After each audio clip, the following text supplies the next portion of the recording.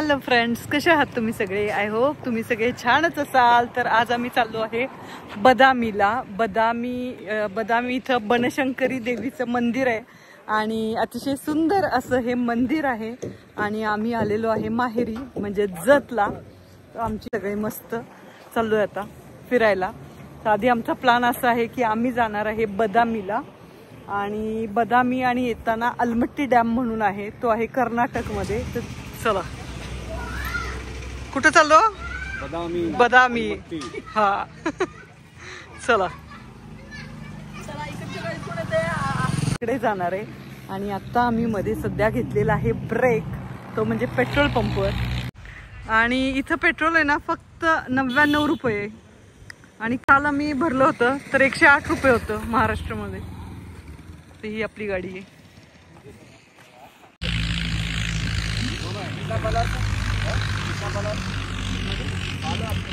भारतामधली ऐतिहासिक अशी वारसा स्थळे आपल्या संस्कृतीचा गौरवशाली असा इतिहास उलगडतात.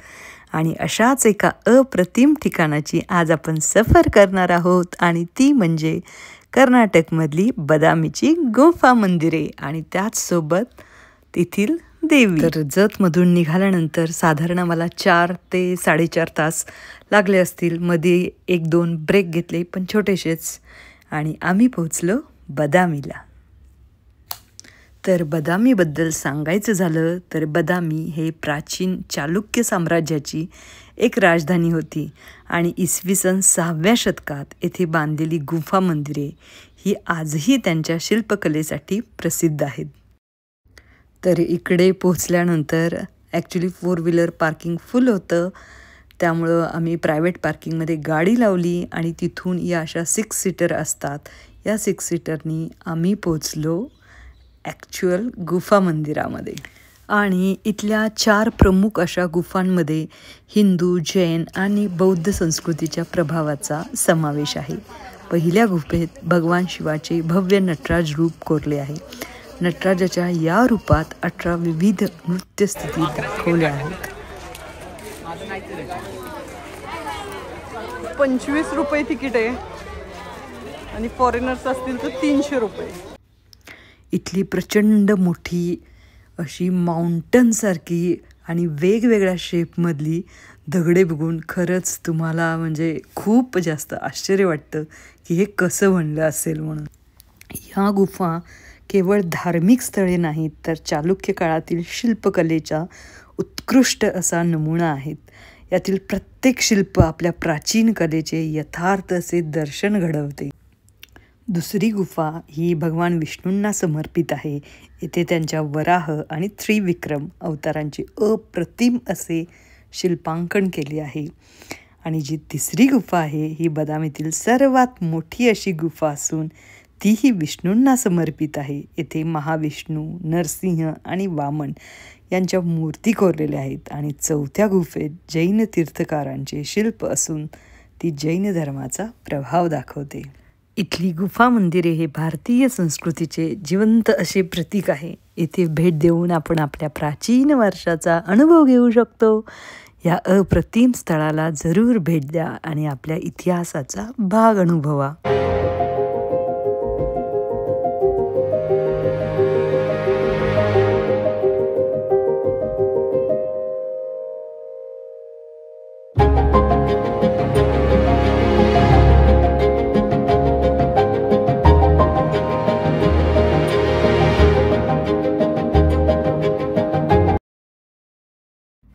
भारताच्या नैसर्गिक वैभवामध्ये बदामीचे खडक हा एक चमत्कार असा मानला जातो.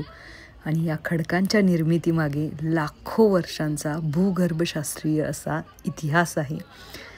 तर ॲक्च्युली बदामीचे जे खडक आहेत ते प्रामुख्याने लालसर वाळू आणि खडकांपासून बनलेले आहेत. हे खडक ज्या प्रक्रियेतून तयार झाले त्याला सेडिमेंटरी रॉक फॉर्मेशन असं म्हणतात. आणि लाखो वर्षांपूर्वी या भागावर मोठे तलाव आणि नद्या होत्या आणि या तलावांमधील वाळू, गाळ आणि खनिजे कालांतराने दाब आणि उष्णतेने सक्त होऊन खडकांमध्ये रूपांतरित झाली.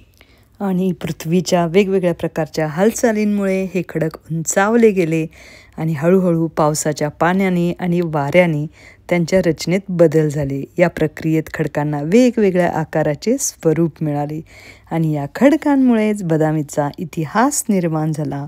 आणि इसवी सन 6व्या शतकात चालुक्य राजवटीने या खडकांमध्ये अप्रतिम अशी गुफा मंदिरे आणि शिल्प तयार केली आणि या खडकांच्या सडपातळ पण मजबूत रचनेमुळेच कोरीव काम करणे अतिशय सोपे झाले. हो ना.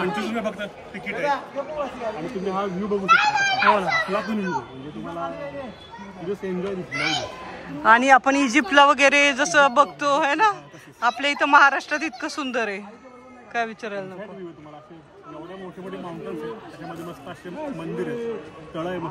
हो, सुंदर आहे एकदम.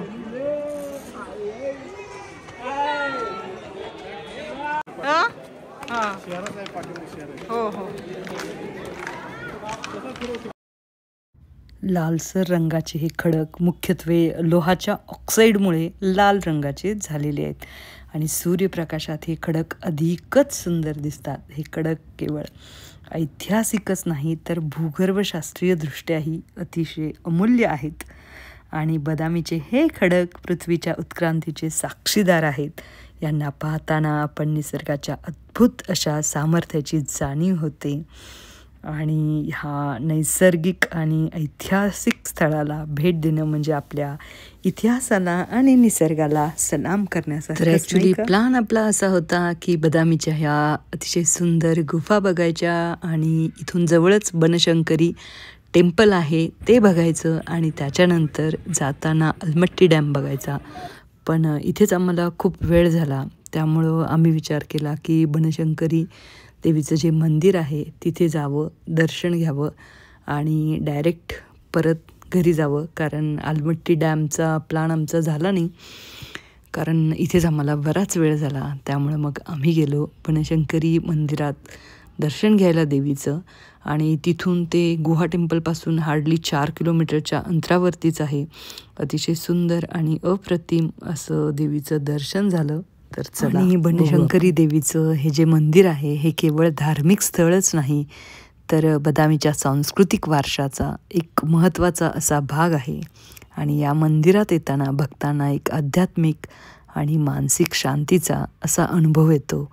आणि ही देवी म्हणजे बदामीचं हृदय असल्यासारखं आहे आणि येथे येणाऱ्या प्रत्येक भक्ताला देवीचा आशीर्वाद लाभतो अशी श्रद्धा आहे.